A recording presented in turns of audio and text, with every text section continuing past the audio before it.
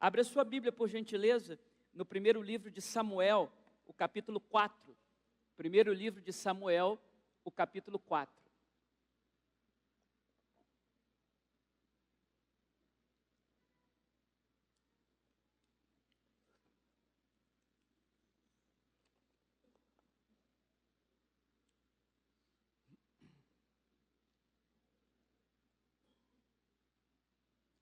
Primeiro livro de Samuel, capítulo 4, nós vamos ler a partir do verso 12.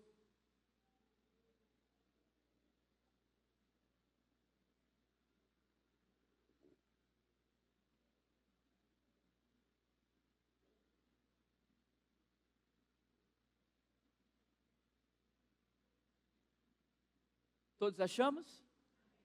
Se você notar alguém próximo a você, sem um exemplar das Escrituras, por favor, partilhe a palavra de Deus. Então correu um homem de Benjamim, saído das fileiras, e no mesmo dia chegou a Siló. Trazia rasgadas as vestes e terra sobre a sua cabeça. Quando chegou, Eli estava sentado numa cadeira ao pé do caminho, olhando como quem espera, porque o seu coração estava tremendo pela arca de Deus. Depois de entrar o homem na cidade e dar as novas, toda a cidade prorrompeu em gritos. Eli, ouvindo os gritos, perguntou: que alvoroço é esse? Então se apressou o homem e, vindo, deu as notícias a Eli. Era Eli da idade de 98 anos. Os seus olhos tinham cegado e já não podia ver. Disse o homem a Eli: eu sou o que saí das fileiras e delas fugi hoje mesmo. E perguntou-lhe Eli: o que sucedeu, meu filho? Então respondeu o que trazia as novas e disse: Israel fugiu de diante dos filisteus. Houve grande morticínio entre o povo, e também os teus 2 filhos, Rofni e Finéias, foram mortos, e a arca de Deus foi tomada. Ao fazer ele menção da arca de Deus, caiu Eli da cadeira para trás, junto ao portão, e quebrou-se-lhe o pescoço, e ele morreu, porque era já homem velho e pesado, e havia ele julgado a Israel 40 anos. Estando a sua nora, a mulher de Finéias, grávida, próxima do parto, ouvindo essas notícias de que a arca de Deus fora tomada e de que seu sogro e seu marido morreram, encurvou-se e deu à luz, porquanto as dores lhe sobrevieram. Ao expirar, disseram as mulheres que a assistiam: não temas, pois tiveste um filho.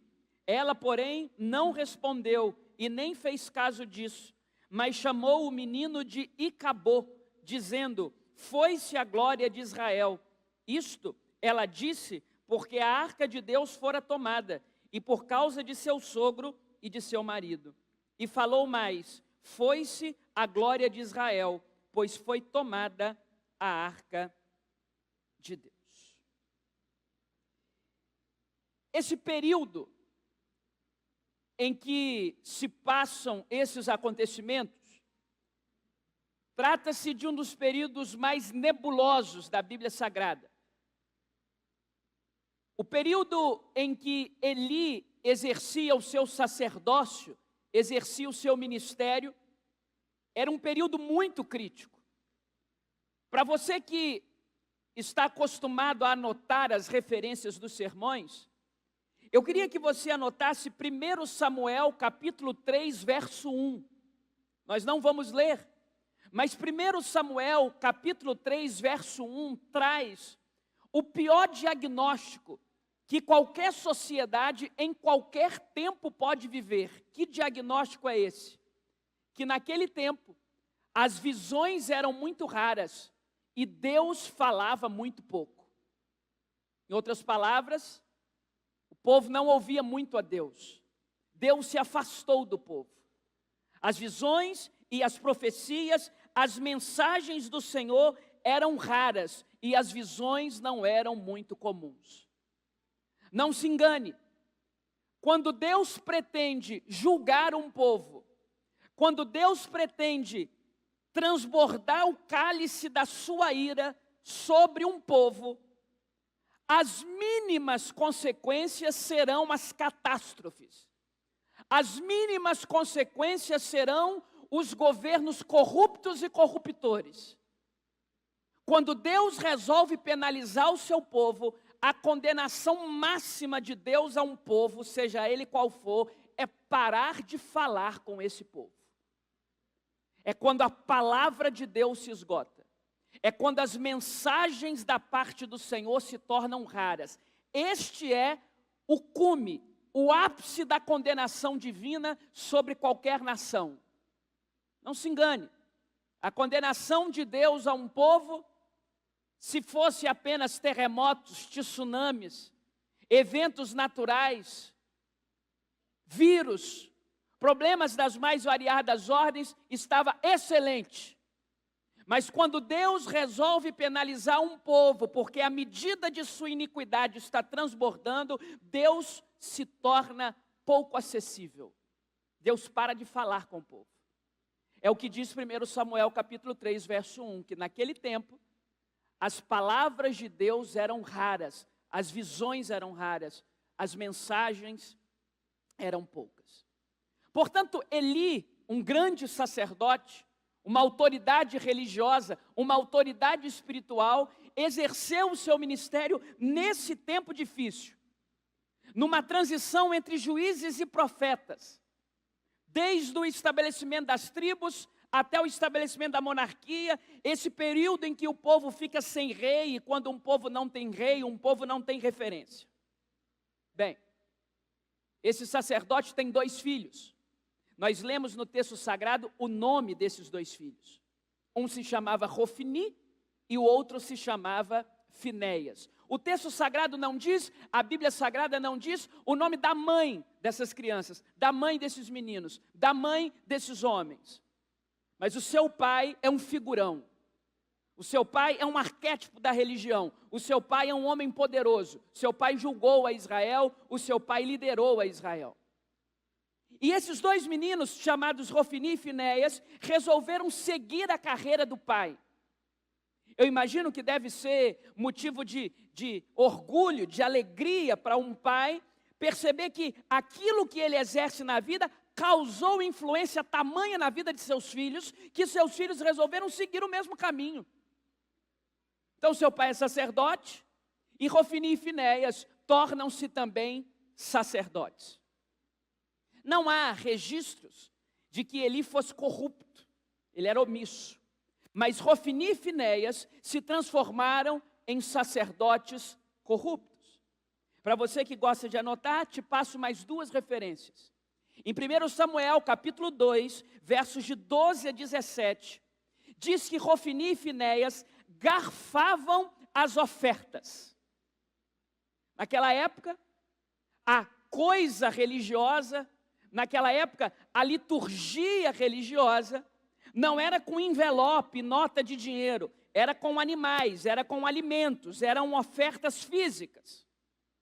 E diz o texto sagrado que o Rofni e o Finéias, quando viam que alguém levou uma comida bem saborosa como sacrifício, como oferta ao Senhor, eles pegavam um garfo e tiravam uma beirada para eles.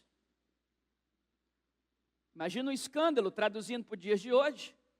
Vocês que pela fé, vocês que por um voto de confiança em Deus, trouxeram dinheiro a esses gasofiláceos, soubessem que no apagar das luzes, antes das pessoas responsáveis recolherem para darem a destinação digna e honesta, o sacerdote, o pastor, o líder chegasse aqui e garfasse parte para ele. Era isso que Rofni e Finéias faziam. Um escândalo, uma temeridade. Mas segundo, o problema de Rofni e Finéias não era apenas com os recursos materiais. Se você quiser anotar uma outra referência, no capítulo 2, versos 22 a 25, diz que Rofni e Finéias também assediavam as mulheres. Eram assediadores. Usavam da sua posição espiritual para seduzir as moças. Hoje, ainda uma posição espiritual causa certa autoridade na vida de outras pessoas. Naquela época, muito mais. Você ser um sacerdote no Israel antigo era você ser uma pessoa da mais alta notabilidade social. Hoje, dependendo do lugar onde você vai, você ser pastor e não ser nada, é no mesmo. Eu nunca me esqueço, quando eu fui casar no civil, eu cheguei lá no cartório, e você tem que preencher lá os dados, pergunta seu nome, seu endereço, regime de comunhão de bens, etc, etc, etc, e profissão. E aí perguntaram para mim assim, qual a sua profissão? Eu falei, eu sou pastor. Não, mas eu preciso botar aqui com que você trabalha. Eu vivo de brisa. Na época, Ana Paula, minha esposa, ela era estudante de odontologia, e perguntaram para ela assim, e a sua profissão? Ela falou, eu sou estudante. Ah, que ótimo, eu botou estudante. Eu falei, estudante é profissão, pastor não. Quer dizer, um desocupado. Hoje, dependendo do ambiente que você vai, dizer que você é um pastor ou que vive da causa religiosa, não tem o prestígio que se tinha naquele tempo. Ser um sacerdote naquele tempo era algo de uma posição elevadíssima, de um prestígio social elevado, sobressaltado. E Rofini e Finéias usavam desse prestígio para seduzir garotas no templo. Então imagina o projeto de sacerdote que eram os filhos do Eli. Ladrões da oferta do Senhor e sedutores, promíscuos, que usavam da sua autoridade para corromper mulheres. É isso aqui que está acontecendo no texto. E o Eli, que não tinha esses desvios, porque Eli não tinha desvio de dinheiro, Eli não tinha desvio com mulher. O Eli fingiu que não viu. E Rofini e Finéias foram tocando a sua vida, desagradando a Deus, ao revés da vontade de Deus, como se nada fosse acontecer. Naquele tempo, os piores inimigos de Israel eram os filisteus. Israel vai pelejar contra os filisteus e perde assustadoramente. Diz a Bíblia que morrem 4.000 israelitas. E quando essa notícia chega para o povo, para aqueles que não foram para a guerra, eles disseram, morreram 4.000 por uma razão. Porque a Arca da Aliança, você se lembra muito bem que a Arca da Aliança era um símbolo da presença de Deus entre o povo. Eles disseram, morreram 4.000 porque a Arca da Aliança não estava com o povo de Israel. Porque se a Arca da Aliança estivesse no meio do exército, os filisteus teriam morrido. Chamam Rofini e Finéias e dizem, ô seus sacerdotes, vocês podem pegar a Arca da Aliança para a gente pelejar de novo contra os filisteus, porque morreram 4.000, porque não tinha a Arca da Aliança. Rofini e Finéias falou, na hora. Pediu uma propinazinha, é claro. Aí vai lá, pega a Arca da Aliança, Rofini e Finéias, e vai para a segunda peleja de Israel com os filisteus. Agora nós vamos vencer, porque está no nosso meio a Arca da Aliança. Agora nós vamos vencer, porque o símbolo da presença de Deus está entre nós. Se você conhece a história, você sabe que Israel perdeu de novo e agora perdeu vexatoriamente. Ao invés de morrerem 4.000, morreram 30.000. Porque não adianta a Arca da Aliança em mãos erradas. Não adianta o símbolo da presença de Deus em mãos erradas. A Arca da Aliança, sim, representava aquele tempo o poder de Deus, a presença de Deus, mas na mão de corruptores e assediadores, é só mais um baú, é só mais uma caixa. Porque não são os símbolos, é quem carrega o símbolo. Agora morrem 30.000. Dentre os 30.000 que morrem, morreram Rofini e Finéias. E agora nós chegamos ao texto dessa noite. Um mensageiro vai até Eli dar essa notícia. Porque começa um alvoroço, imagina o alvoroço do povo sabendo que 30.000 dos seus irmãos morreram numa guerra. O povo está em alvoroço. O Eli quer saber que alvoroço é esse. Nesse tempo, ele já estava cego. Diz o texto sagrado que ele estava velho e obeso e cego, com a sua saúde altamente debilitada. É o que o texto diz. E quando ele ouve esse alvoroço, ele não vê, ele está cego. Quando ele ouve esse alvoroço, ele quer saber o que está acontecendo. Chama-se o mensageiro. O mensageiro chega e diz assim, Eli, sabe o que aconteceu? É porque naquela primeira guerra morreram 4.000, trouxemos a Arca da Aliança. Ah, então agora vencemos. Não, não, não, morreu 30 mil. E dentre os 30 mil que morreram, morreram seus 2 filhos. Quando ele recebe a notícia, diz o texto sagrado que o peso dele o encurva da cadeira, ele cai, sente uma torção no pescoço e ele morre. Quando ele morre, diz o texto sagrado, um de seus filhos estava na expectativa de ser pai. A mulher de Finéias estava grávida. Nada diz o texto sobre a mulher de Rofni, mas a mulher de Finéias estava grávida. E eu fico imaginando que durante toda a gestação da mulher de Finéias, o fruto daquele ventre era um fruto sobre o qual repousava muita expectativa. Porque aquele menininho que haveria de nascer, ele seria filho de sacerdote e neto de sacerdote. Todos nós aqui imaginamos que uma pessoa que seja filho de pastor e neto de pastor vai dar uma coisa boa na vida. Todos nós aqui imaginamos que minimamente alguém que seja filho de um sacerdote, neto de um sacerdote, seja minimamente alguém que vai trilhar os caminhos do Senhor. Todos nós aqui imaginamos que alguém gerado no ventre e pronto para ser filho e neto dos líderes da religião de Israel, haverá de ser alguém temente a Deus. Mas diz o texto sagrado que quando a mulher de Finéias ouve a notícia de que a arca da aliança foi roubada, a notícia de que o seu marido está morto, de que o seu cunhado está morto, de que o seu sogro está morto, aquela tensão emocional mexe de tal forma com seus hormônios que antecipa o parto. Ela começa a sentir fortes dores, contrações absolutas, de forma que diz o texto que ela se agacha, e quando ela se agacha, nasce o bebê. Que bebê é esse? O bebê que haveria de ser uma esperança para Israel. O bebê que haveria de ser um salvo-conduto para o povo. Um bebê que possivelmente pudesse fazer melhor do que os seus pais, que eram corruptores e assediadores. Mas quando ela pega aquele menino no braço, eu fico imaginando um misto de emoções dessa mulher, porque é uma alegria ver um filho nascendo, mas é uma tristeza sepultar o marido. É uma alegria ver o filho nascendo, mas é uma tristeza sepultar o sogro. Imagina-se que seja uma tristeza sepultar o sogro, amém? Famílias funcionais aqui, para a glória de Deus? Isso aí, a gente chora, morde sogro e sogra, louvado seja Deus, que vivam muito.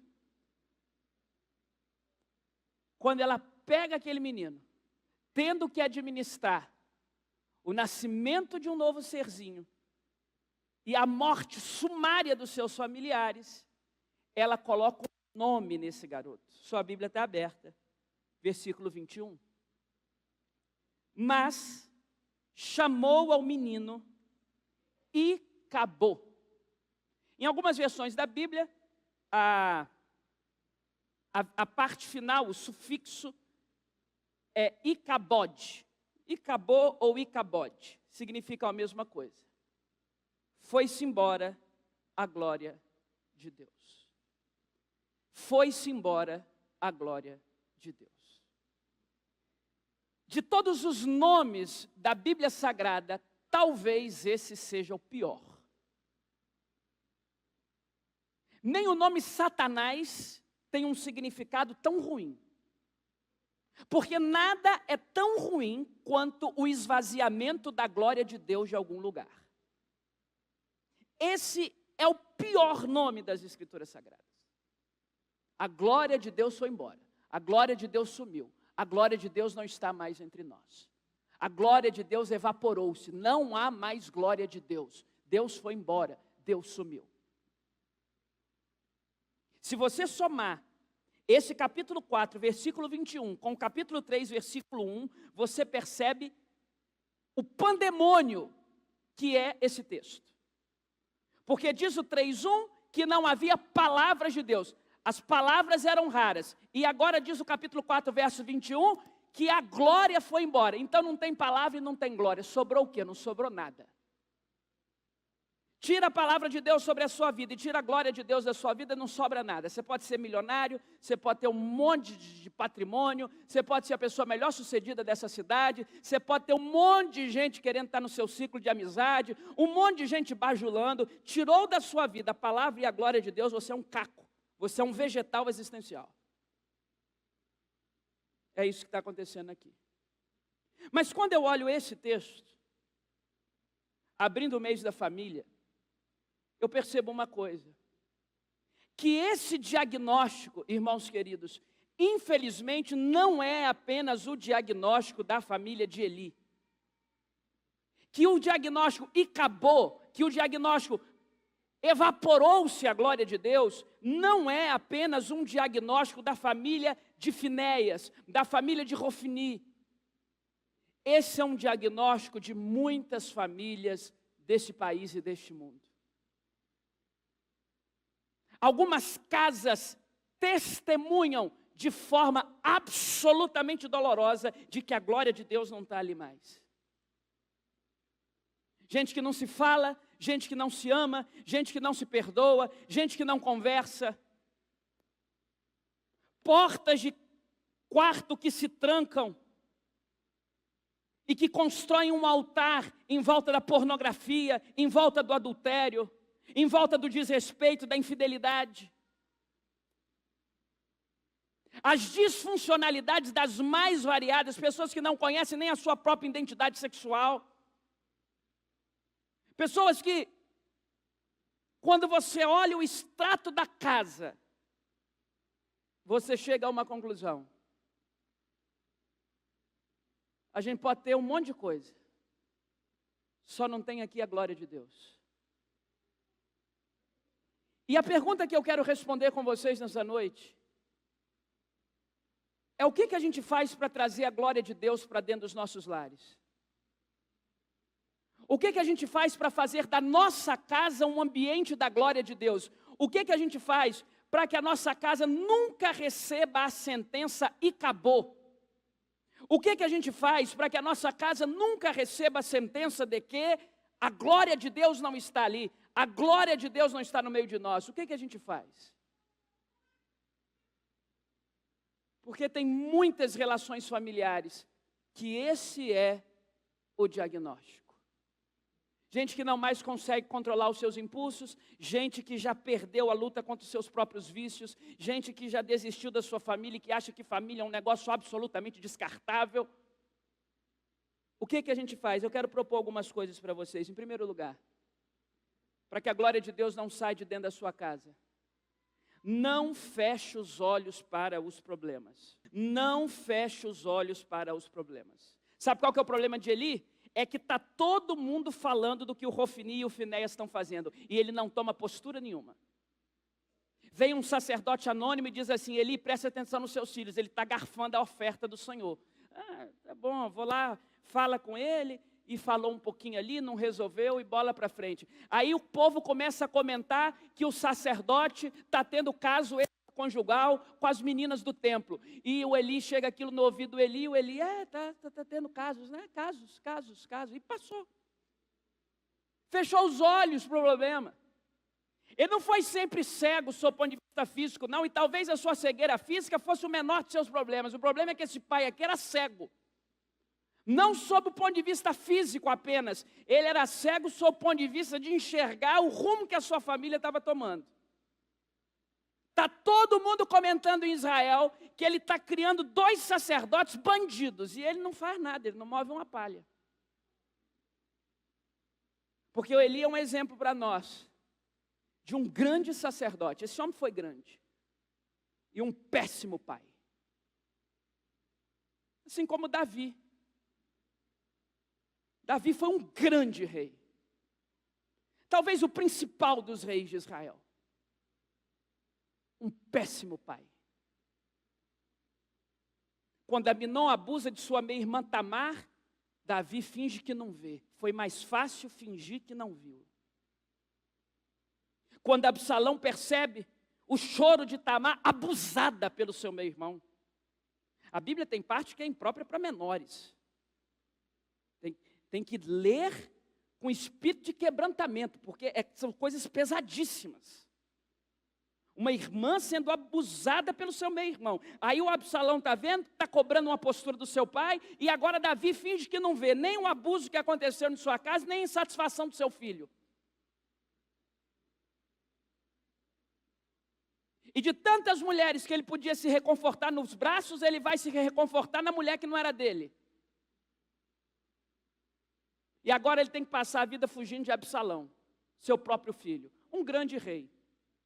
Fez Israel crescer muito, ganhou muito dinheiro para os cofres de Israel, venceu várias batalhas de Israel, mas a sua família era um desastre. Um grande rei, um péssimo pai. Quem é Eli? Um grande sacerdote, um péssimo pai. Por quê? Porque fechou os seus olhos para os problemas. Você sabe muito bem que a tendência humana é fechar os olhos. Tem um estudo que tenta explicar a razão pela qual, quando nós estamos na véspera de um acidente, a nossa primeira tendência é fechar o olho. Quem aqui já andou naquela invenção humana chamada montanha-russa? Quando você pega aquele negócio que sobe, e que você sente que o negócio vai despencar e seja o que Deus quiser, a primeira tendência humana é fechar o olho. Fechar o olho. A primeira vez que eu fui num parque de diversão na vida foi a minha tia bisavó que me levou. A tia que me levou ao evangelho, falecida tia Dília. Ela tinha uns 70 anos, me pagou uma viagem para eu ir num parque de diversão, foi comigo. E eu, garoto novinho, medroso, não fui em brinquedo nenhum, ela foi em todos. Tinha um elevador daqueles que você vai subindo, subindo, e do nada o negócio despenca, tadinho. E ela, já com muita idade, o pessoal ficou brincando com ela no ônibus, porque dava para ver claramente na hora que ela desceu, as pelanquinhas subindo assim de titia, uma coisa extraordinária, uma mulher, assim, uma coisa extraordinária, titia. E ela vinha aquela coisa extraordinária, e eu fiquei ofegante no lugar dela, eu falei, titia do céu. Ela falou, pois eu vou de novo. Pegou a fila, tinha preferencial, pegou a fila preferencial e foi de novo no negócio. Eu falei, tia, qual é o segredo? O segredo é ter coragem, meu filho. Aí eu falei, mas por que a senhora fechou o olho? Ela falou, ficar aberto não dá. Fechar. Fechou os olhinhos. Tirou o óculos, fechou os olhinhos. Quando nós estamos prestes a situações de alta adrenalina, de risco, nós fechamos os olhos. Porque esse é o primeiro impulso da nossa consciência. É fingir que não está vendo. É fingir que não está acontecendo. A omissão é o lugar mais confortável. A omissão é o lugar mais confortável. Esse é o lugar que Eli está assentado. Segundo lugar, para a glória de Deus não sair da nossa casa.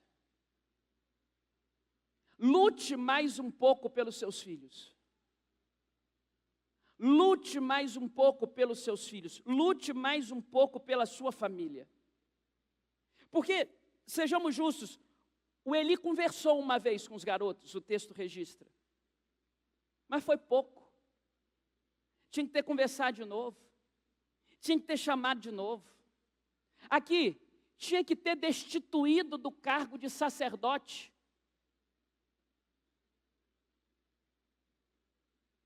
É sábio colocar um alcoólatra curado para trabalhar numa distribuidora de bebidas?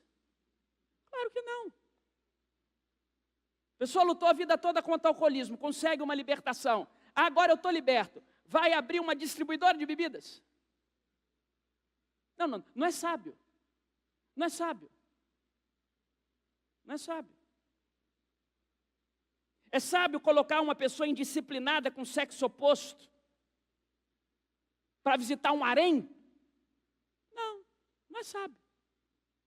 Então, se o Rofini e o Finéias estão garfando a oferta do Senhor e estão usando a sua posição de sacerdote para assediar pessoas, não é sábio que continuem sendo sacerdotes. Eli tinha toda a autoridade para retirá-los do cargo. E talvez se tivessem retirado do cargo, eles não seriam tentados a serem bandidos e assediadores. Podia ter lutado um pouco mais. Podia ter lutado um pouco mais. É porque na luta contra o pecado, nós precisamos nos afastar daquilo que nos faz pecar. Nas palavras de Jesus, se é a tua mão que te faz pecar, arranque-a fora. É melhor ir para o reino dos céus sem uma mão. Se são os teus olhos que te fazem pecar, arranque-os. É melhor ir para o reino dos céus sem os seus olhos. Mas vamos traduzir para hoje. Se é o seu telefone que te faz pecar, acaba com esse negócio. Coloca a hora, coloca limite, exclui a sua rede social. Pare de seguir pessoas que expõem o corpo. Dá um jeito. Discipline a sua mente, discipline a sua consciência, discipline as suas emoções. Porque o pecado, diz a Bíblia Sagrada, ele tenazmente nos rodeia. E se nós, seres humanos, caídos desde Gênesis 3, não tomarmos conta da nossa consciência e alimentarmos o pecado na nossa vida, vai dar problema. Então o que a gente faz? A gente luta um pouco mais. Esse pai podia ter lutado mais um pouco. Podia ter destituído os meninos, podia ter conversado mais. Naquela época não era proibido, podia ter dado uma coça neles. Porque às vezes aqui era problema de coça mesmo. Arrancado um cinto e...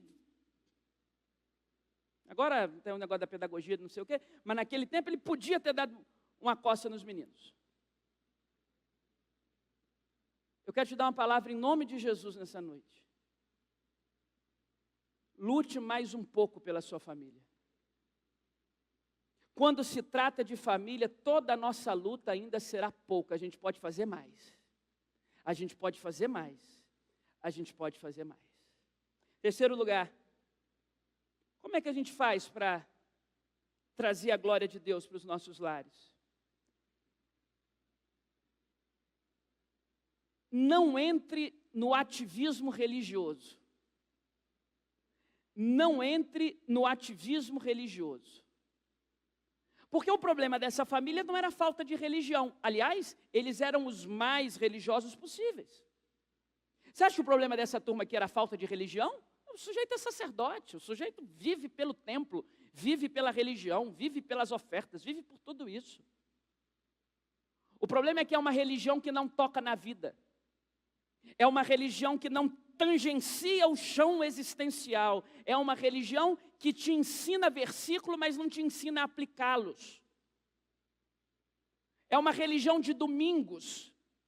É uma religião de sou desta ou daquela igreja, pratico essa ou aquela igreja, sigo aquele ou aquele líder, mas que não gera transformação e vida. É uma religião de aparências. É uma religião de frequência e de postagem, mas não é um negócio que alterou a vida do sujeito. Eles são ativistas religiosos. É isso que eles são. Eles acordam, vão para o templo, oferecem sacrifício a Deus e saem dali para fazer coisa errada. É coisa daquele tempo, né? Hoje em dia a hipocrisia acabou. Você quer conhecer uma pessoa e o relacionamento dessa pessoa com Deus? Não é necessariamente pela performance religiosa dessa pessoa. O quão dependente uma pessoa é do Espírito Santo, o quão cheia de Deus e esvaziada de si mesma essa pessoa é, não necessariamente reflete pela altura que a gente levanta a mão, pelos nossos cânticos espirituais, pelas nossas frequências dominicais na igreja, pela quantidade de versículos que a gente sabe de cor, pelo tempo que a gente tem frequentando uma igreja. Você quer conhecer o caráter espiritual de uma pessoa? Observe a boca, a língua. Porque a língua de uma pessoa que nasceu de novo é incapaz de falar mal e dar mau testemunho de alguém. É incapaz de entregar os seus lábios à mentira, à maledicência. Observe a forma como trata as pessoas. Observe a forma como a inclinação do coração está direcionada. É assim que a gente identifica os servos de Deus. Eu digo uma coisa por aí que é pesado, mas lá vai. um robô bem programado faz tudo que um crente faz. Nessa era aí de inteligência artificial, saibam, um robô bem programado faz tudo o que um crente faz. Programa um robô direitinho, ele senta numa cadeira dessa, ajoelhar, ele vai lá e ele ajoelha. Recitar versículo, ele vai lá e ele recita. Levantar a mão, ele vai lá e levanta. Repetir glória a Deus, repetir amém, ele faz, um robô bem programado faz tudo o que a gente pode fazer. Deus está procurando pessoas genuinamente com o coração quebrantado e com sede dEle. Pessoas cujo relacionamento com Ele não é baseado em aparência, não é baseado em achismos, mas gente que teve de fato a vida transformada por Deus. Eu conheço um monte de gente que no discurso parece dominar todos os poderes espirituais, tem resposta para tudo, tem postura religiosa adequada, mas que talvez não tenha nascido de novo. Não pense você que ser de Jesus é dominar as teorias sobre Jesus. Não pense você que ser sobre Jesus é ter assiduidade nesta ou em qualquer igreja que você queira frequentar. Você é livre, ninguém está aqui aprisionado. Tem lugar que aprisiona, aqui não. Pense você que seguir a Jesus não é falar alto e se entregar o the king, the power, the best de não sei de quem. Seguir a Jesus é um processo de transformação interior. Você está me ouvindo, meu irmão? Jesus quer nos transformar de dentro para fora e nos fazer gente nova. Jesus quer colocar um aroma novo na nossa família. Não entre no ativismo religioso. Em último lugar, como trazer a glória de Deus para os nossos lares? Não feche os olhos para os problemas. Não desista dos seus filhos. Não entre no ativismo religioso. E implore pela presença de Deus. Olha que coisa interessante o versículo 18, o que é o ativismo religioso? Porque no verso 17, sua Bíblia está aberta ainda? Você pode responder no caso. No verso 17, o Eli recebe duas notícias. A notícia de que a arca da aliança foi roubada e a notícia de que os seus filhos morreram. E o verso 18 diz que ele cai da cadeira e acaba morrendo, não pela notícia dos filhos, mas pela notícia da arca. Olha isso, o verso 18, olha que sutileza. Ao fazer ele menção da arca de Deus, caiu Eli da cadeira para trás. Porque a arca de Deus é um negócio importante, lógico que é, mas é o trabalho do Eli. Isso é o trabalho dele, proteger aquilo. E tem os filhos. Ele recebe duas notícias, que os filhos morreram e que a arca foi roubada. A notícia que o abala e que o derruba da cadeira e o mata não é a de que os filhos morreram, é de que a arca foi roubada.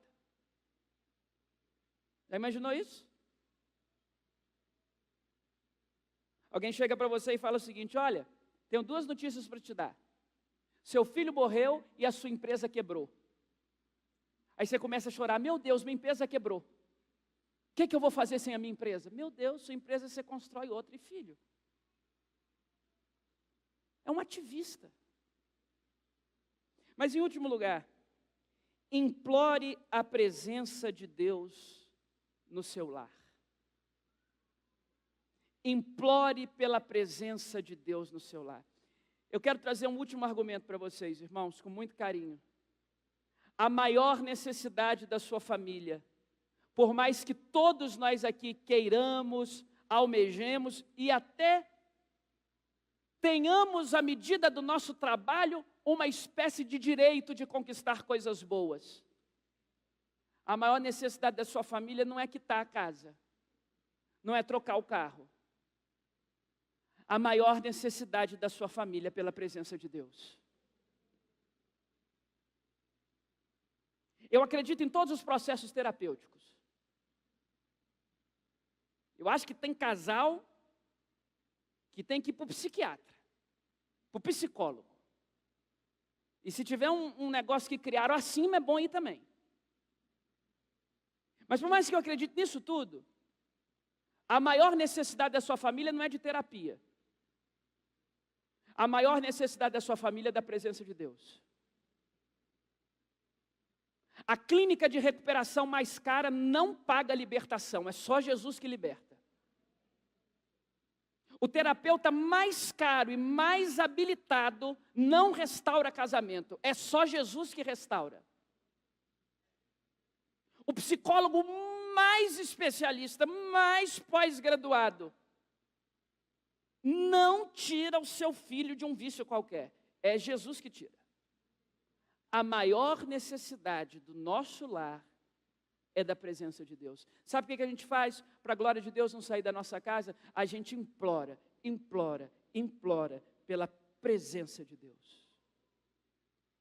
Nós estamos muito acostumados com tanta coisa que às vezes negligenciamos a necessidade que temos da presença de Deus. A presença de Deus, a presença manifesta de Deus. Porque alguém dirá para mim, mas pastor, Deus não é onipresente, Ele não está em todo lugar? Sim, mas eu não estou falando disso.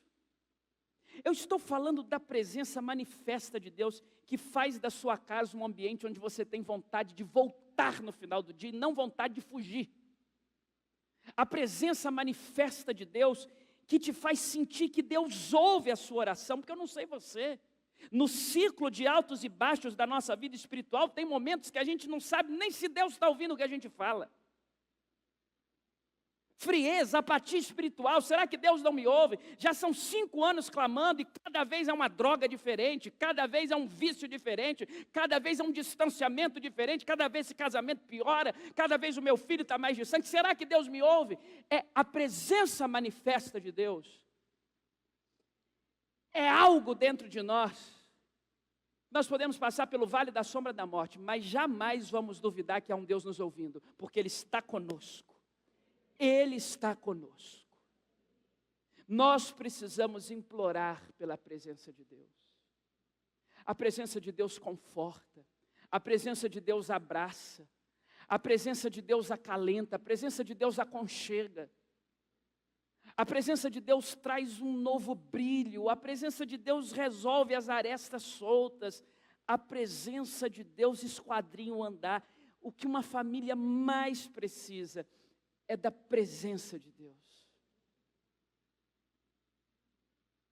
Porque se nós fizermos dos nossos filhos os profissionais melhores sucedidos do mercado, mas não os ensinarmos a amar Jesus, nós teremos fracassado miseravelmente. Podemos ver os nossos filhos tomando altos voos, bem-sucedidos em tudo que fazem. Mas se não amam Jesus, e se não dependem da presença de Deus, nós fracassamos. A maior necessidade da nossa família é pela presença de Deus.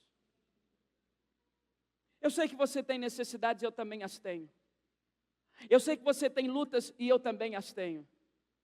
Eu sei que a sua família enfrenta barreiras que outros não conhecem e a minha também enfrenta que outros não conhecem. Mas de todas as barreiras, de todas as celeumas, de todas as demandas, de todas as dificuldades, de todos os óbices que uma família pode enfrentar, se nós tivermos a presença manifesta de Deus no nosso lar, nós podemos ter certeza de não temer mal algum, porque tu estás comigo e a tua vara e o teu cajado me consolam. A sua família precisa da presença de Deus. A sua família precisa do fogo do Espírito Santo. A sua família precisa ser aquecida pelo Espírito da verdade. Sabe por quê? João Batista disse algo muito importante que nós, os pastores, que nós, os religiosos, precisamos ter em mente. Que todos aqui que já foram batizados nessa igreja, alguns por mim, outros pelos pastores que me antecederam, outros da cidade de onde vieram, Nós, os pastores, só podemos batizar com água. A depender da denominação, muita água, a depender da denominação, pouquinha água. Mas nós só batizamos com água. Todas as vezes, agora em junho vamos fazer de novo, que nós vamos lá para a linda Praia das Virtudes, para mergulhar as pessoas como símbolo do novo nascimento. A única coisa que eu posso fazer é batizar com água, mas João Batista nos ensinou que há um maior do que nós que batiza com fogo. É Jesus. O meu trabalho se encerra com a água, mas o Espírito quer colocar fogo no seu coração, presença manifesta na sua família. A igreja só trabalha com água, o Espírito Santo trabalha com fogo. Ele quer incendiar a sua família, ele quer trazer a presença dele manifesta sobre a sua casa, ele quer encher a sua casa do Espírito Santo. O que a sua família mais precisa é da presença de Deus. Bem, eu quero concluir fazendo uma confissão, que talvez, se Deus dissesse para mim assim: Rafael, eu estou te dando uma folha em branco e uma caneta, para você escrever as necessidades da sua família, e eu vou suprir todas elas.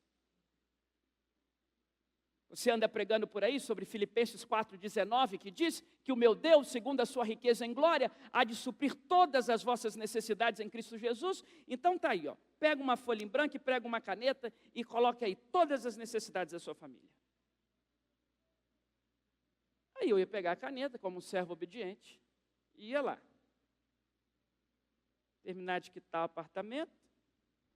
Ninguém aguenta mais parcela nessa casa. Resolver um problema de uns parentes aí que estão meio encrencados.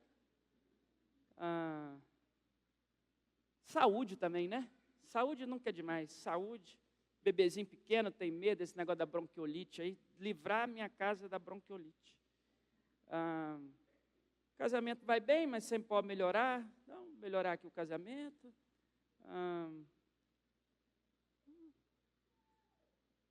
Carro está bom ainda, então vamos. Um carrinho menor para a Ana, porque às vezes ela pega o meu, tem medo dela bater e tal. Acho que um carrinho menor vai ajudar a gente também.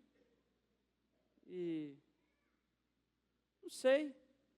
Estou tentando fazer aí um mestrado e tenho que organizar a minha agenda, então ajudar a organizar a minha agenda. Bem, aí eu ia ver assim o seguinte, que no final dessa folha, eu teria colocado um monte de coisa.